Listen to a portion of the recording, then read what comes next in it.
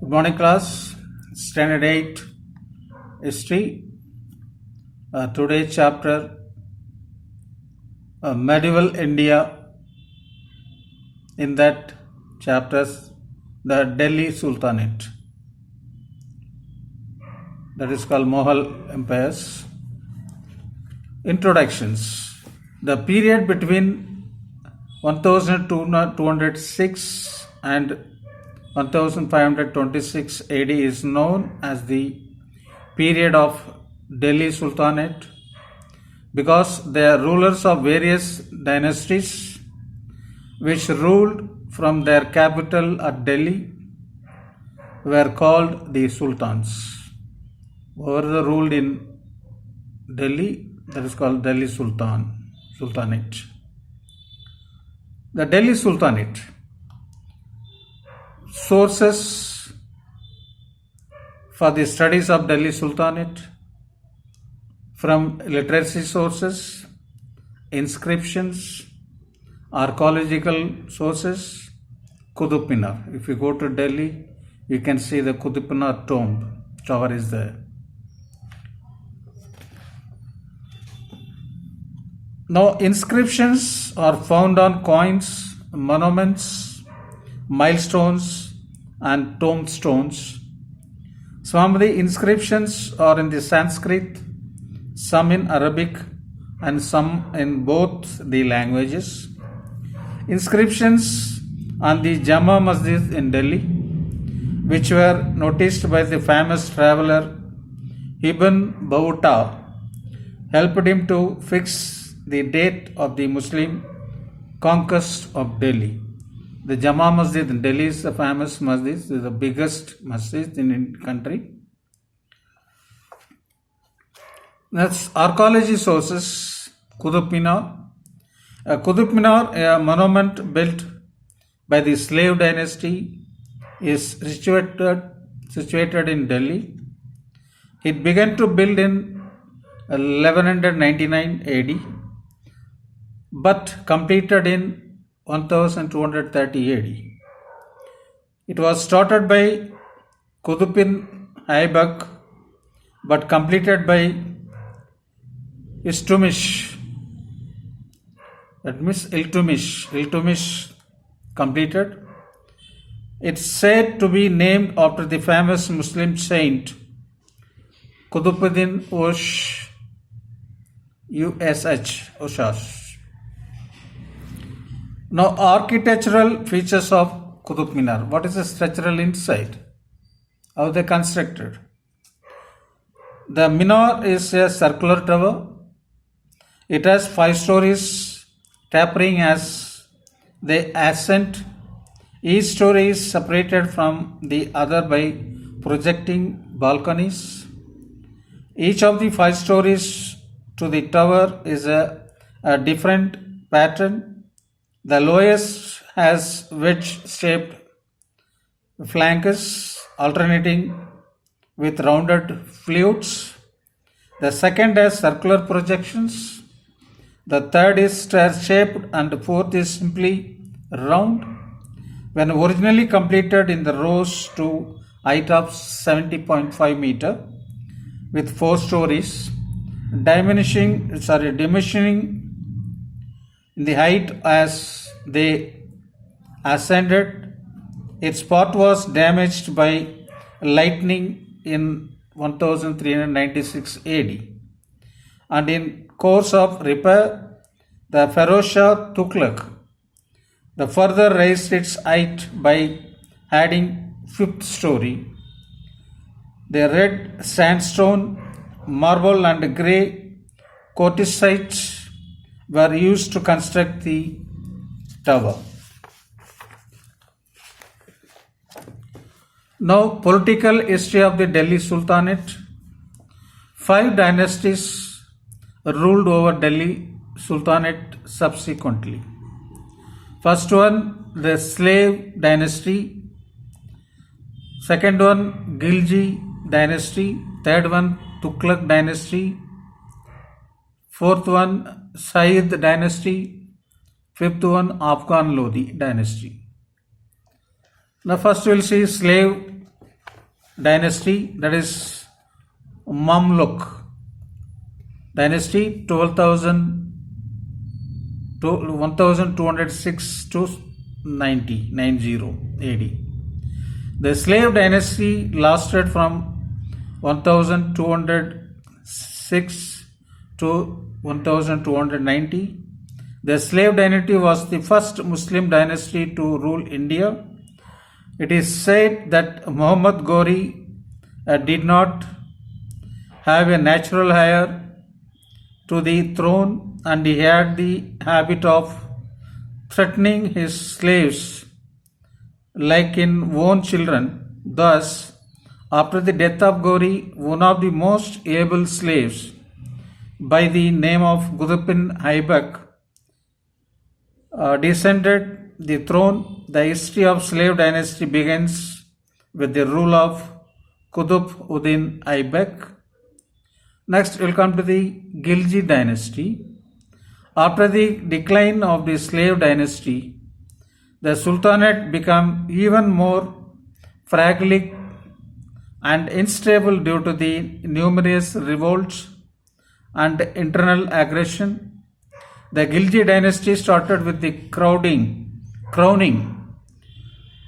of Jalaluddin Khilji by the nobles.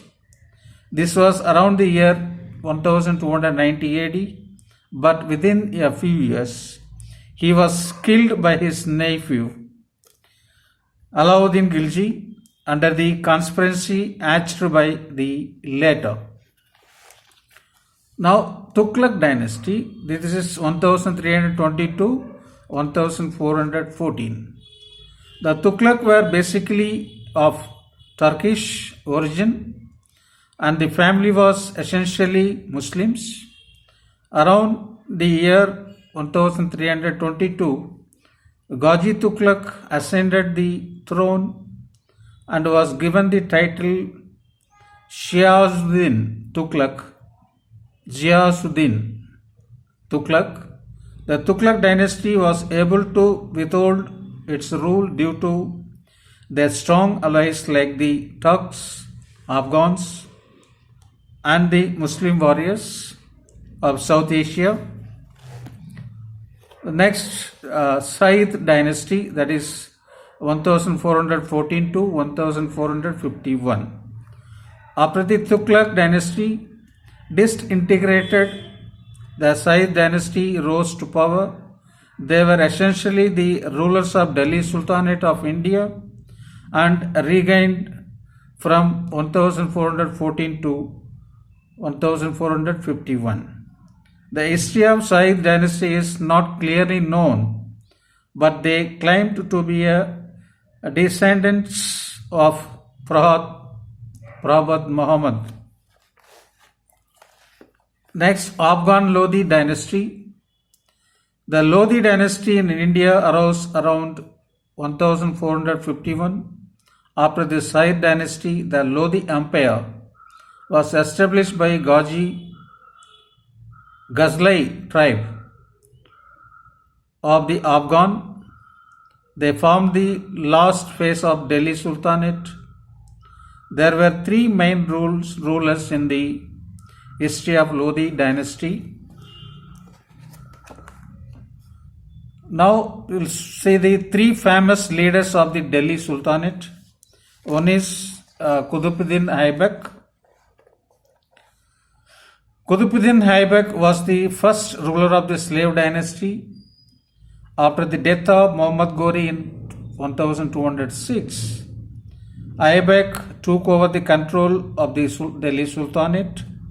He cut off links with the Ghor and started to process of developing his empire on his own terms. Qutb was kind-hearted man.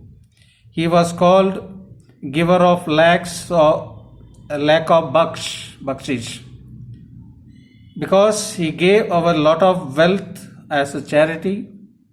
He started the construction of Qutub Minar, which was completed by his successor Iltutmish.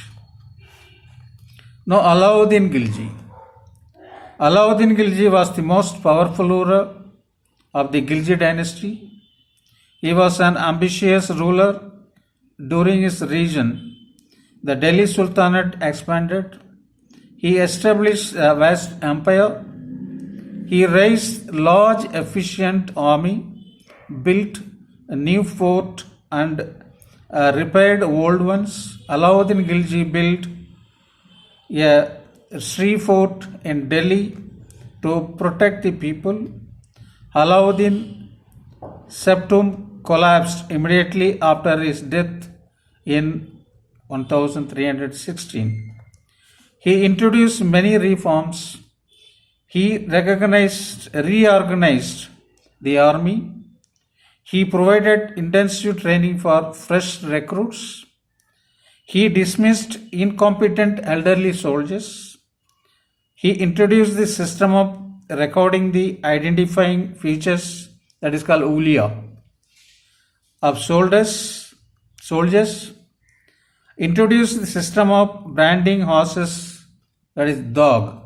If you see the army horse or any dogs, they will make one mark on the horse back, a number or letter that is called dog, that is strain, that is called mark, one type of marking.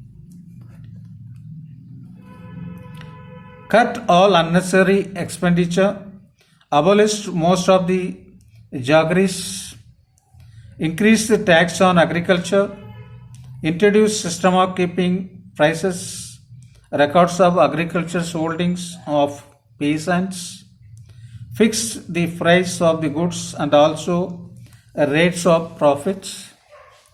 Now Muhammad bin Tughlaq. In same way, Muhammad bin Tughlaq was the most remarkable ruler of his age. Muhammad bin Tughlaq has great ideas and plan that failed because the common people could not understand them. He is famous in history because of his failure.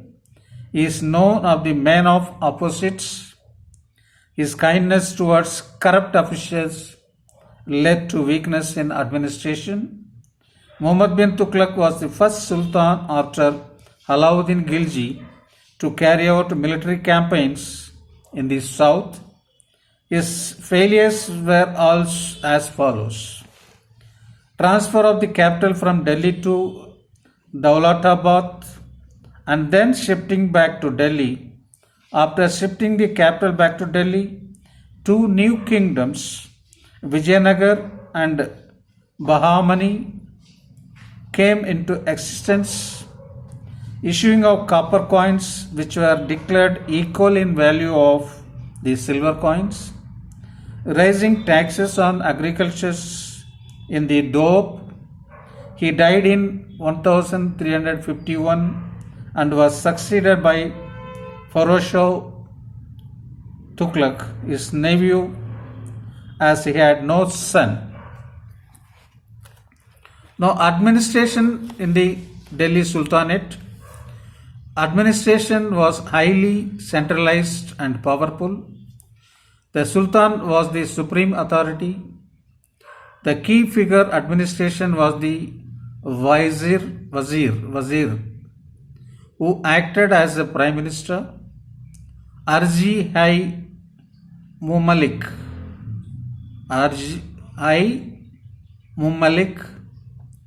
was the minister in charge of army. He used to recruit, equip and pay the army too.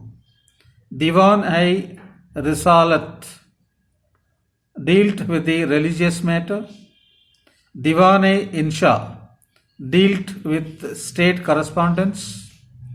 Iqta system was very famous during Sultanate period. It means the giving grants of revenue from the territory. The grantees were called Iqtadar. So this is the Delhi Sultanate's very small lessons. We have to learn about the three dynasties. That is Qutb bin Aibak, Alauddin Khilji, Muhammad bin Tughlaq. These three dynasty and administrations you have to learn for your examinations. The slave dynasty, Gilji dynasty, Tughlaq dynasty, Said dynasty, and the Lodi dynasty. Here is the textbook you can find out. Good morning, class. Stay safe, stay home.